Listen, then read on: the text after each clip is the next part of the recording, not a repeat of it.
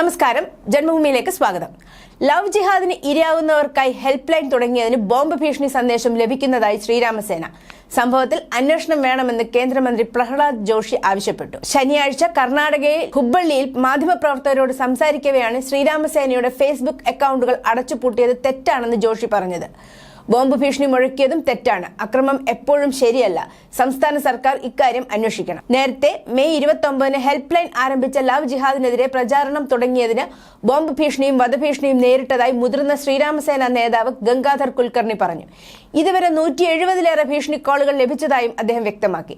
ഭീഷണി കോളുകൾ ഇന്റർനെറ്റ് വഴിയാണെന്നും അദ്ദേഹം ആരോപിച്ചു. ശ്രീരാമസേനയുടെ ഫേസ്ബുക്ക് പേജ് ആരോ ബ്ലോക്ക് ചെയ്തതായും അദ്ദേഹം പറഞ്ഞു. എല്ലാ ശ്രീരാമസേനാംഗങ്ങളുടെയും ഫേസ്ബുക്ക് അക്കൗണ്ടുകളും പ്രധാന പേജുകളും കഴിഞ്ഞ 2 ദിവസമായി അടച്ചിട്ടിരിക്കുകയാണെന്ന് കുൽക്കർണി ആരോപിച്ചു. ഇത് ചെയ്തത് ജിഹാദികളാണോ സർക്കാരാണോ എന്ന് ഞങ്ങൾക്കറിയില്ല.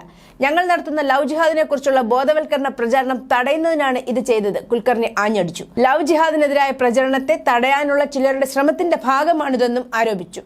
ഫേസ്ബുക്ക് പേജ് പ്രവർത്തിപ്പിക്കാൻ അനുവദിച്ചില്ലെങ്കിൽ സംസ്ഥാന വ്യാപക സമരം നടത്തുമെന്നും പറഞ്ഞു. കർണാടകയിലെ കോൺഗ്രസ് സർക്കാരിനെതിരെയുള്ള ന്യൂനപക്ഷ പ്രീണന രാഷ്ട്രീയ ആരോപണം ശക്തമാക്കി BJP നേതാക്കളും രംഗത്തെത്തിയിരുന്നു. സർക്കാരിന്റെ ഈ സമീപനം കാരണം ക്രമസമാധാന നില അനുദിനം തകർന്നുകൊണ്ടിരിക്കുകയാണെന്നും സിദ്ധരാമ സർക്കാരിന്റെ ന്യൂനപക്ഷ പ്രീണന രാഷ്ട്രീയം കാരണം ലവ് ജിഹാദ് കേസുകൾ സംസ്ഥാനത്ത് വർദ്ധിച്ചു വരികയാണെന്നും BJP സംസ്ഥാന അധ്യക്ഷൻ BY വിജയേന്ദ്ര പറഞ്ഞിരുന്നു.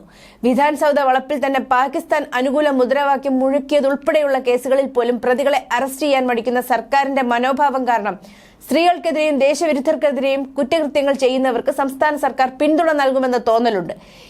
ഈ നയം ക്രമസമാധാന നിലയെ അസ്വസ്ഥമാക്കുകയും ഹിന്ദു കുടുംബങ്ങളിലും സ്ത്രീകളിലും ഭയം സൃഷ്ടിക്കുകയും ചെയ്യുന്നു, വിജയേന്ദ്ര പറഞ്ഞിരുന്നു. News desk, Janmabhumi.